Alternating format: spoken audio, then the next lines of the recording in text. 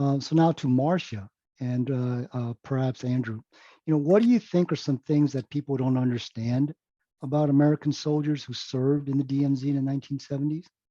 Any insights that Major Bonifas shared about his service that most people would not know?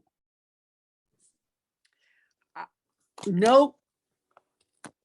Anybody who was going over to Korea, if they said that their spouse was in Korea, they naturally thought it was with the South Korean soldiers. There was no worries. It was strictly doing maneuvers and doing training for the year that they were there. And when Art was killed, my parents were down in New York City, and I notified them and their friends.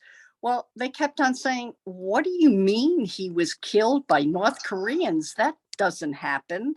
There's no way that the North Koreans would be anywhere near, because, he was fighting with the American troops." Well, he wasn't exactly with the American troops, but he also felt as though his temperament was very well suited for that job with the JSA. He was a very calm individual who thought things out very quickly. In his case, not quickly enough the last day, but he did not jump to conclusions. He was very thoughtful. And that's why he did well teaching math.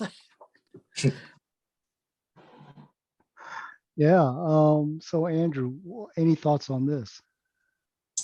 Kind of going off what Colonel Morrow was saying, like being there, seeing the JSA and as well Camp Bonfas, how it's so quiet there, but it's kind of tense.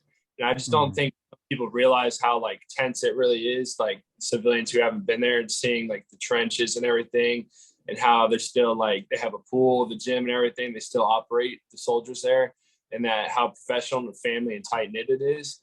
So I definitely think that's definitely improved since probably the 70s. Since I was just there last 4th of July weekend when I was there staying with Colonel Luce at the time. So I just don't think people really realize how like it's close knit there and very professional as a family, but there's also underlying tensions. So you're always on your best behavior and shape. Yep, exactly.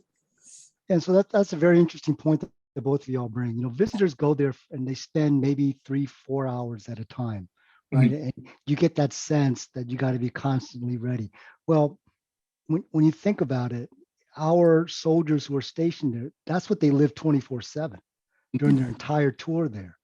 And so it's quite remarkable how well they adapt to that really unusual situation and do so well, as Lieutenant Colonel Morrow notes.